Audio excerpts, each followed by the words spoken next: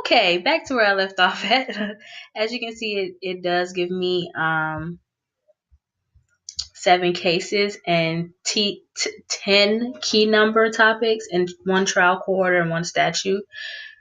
Um, I did vicarious liability and negligence because from previous assignment that we had, well, a previous question that we had on a quiz a couple weeks ago, and what we read about in our textbook. I think it was for torts. I'm sorry, I don't know which one it is. We have so many classes. Um, but I just wanted to get a little bit more information on how they handle vicarious liability and negligence um, in courts. And I pulled up these cases. And as you can see, some of them say out of plan, which is pretty typical for sometimes. But that's surprisingly that I got even 7 cases for that. Um, so I'm going to do another search and see what the how many like what just basically look up drug offenses for and misdemeanors that are classified as misdemeanors and see what kind of evidence they had and things like that. And I'm going to just do quotations for this one. I think that's how you spell misdemeanor. And within this paragraph, I want to do drug offense, which is like another hot topic in society now, which is another reason why I wanted to search it.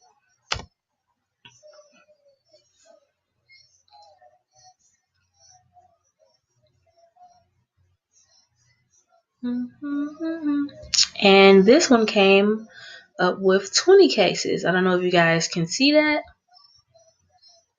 Came up with 20 cases and 10 key numbers, 11 statutes, 1 regulation, and secondary sources, forms, briefs, trial court documents. So this one, I would say this search was really kind of broad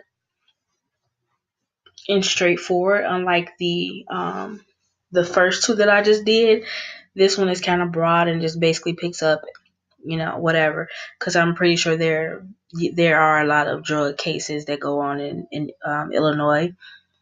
And you have this one is 1997, People v. Finley, People v. Coleman, and the list goes on. And here you see the statute, and there are also what it says 11 more. So,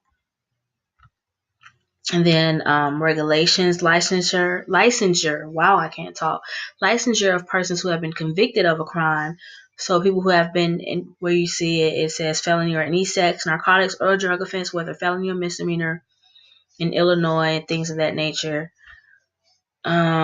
Secondary sources and forms, trial court documents, and the list goes on. And now I'm going to do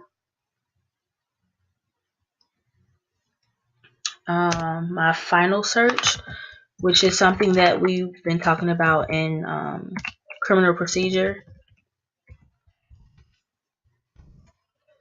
The class level, the classes of charges like Class A misdemeanor, Class B, Class C misdemeanor, felony Class A felony, Class B felony, and things like that. And there, wow, 122 cases for this. Well, I guess because it's such a broad search term that it just basically pulls up everything. Um, it pulls up every court document and everything like that. And it has 361 statutes. Because I wasn't so strict and I wasn't so strict with my search. It basically brought up everything. I didn't type in Class B misdemeanor within the standard sentence or anything like the standard conviction sentence or anything like that. I just basically typed in Class B misdemeanor within quotations, and it's giving me back a lot of forms, briefs, trial court documents, statutes, court orders, and things like that I can look over and see what a Class B misdemeanor is. It's is charged, what's the sentencing and things like that for a Class B misdemeanor in Illinois. Now I'm going to show you guys my I would say this is probably like my favorite part of Westlaw. The research recommendations, not because it's like it gives you cases, but because it gives you cases that probably 9 times out of 10 didn't come up in your search. Like I'll show you guys. Like I did a previous search earlier for a case, and it gave me this: statute, estoppel, or waiver to allege error as to amount of recovery or extent of relief, ordinance, law, zoning, and things like that. Like this is why this is my favorite feature. It's so simple, but it's still like really great because again, like if you are searching for something, then like Westlaw finds another case or statute or West key number topic that didn't come up in your search, and it might 9 times out of 10 it'll definitely help you with whatever case you're doing, whatever homework assignment you have, because it's giving you additional information on top of the information that you've already received in your search. So I believe that is it for the 30 something individual instructions that we have for this presentation. I'm so sorry guys that this presentation was like 3 or 4 videos long. I tried to hurry up as fast as I could, but things happen. I'm long-winded sometimes.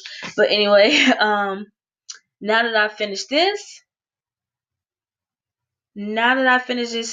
presentation, I have more presentations to do.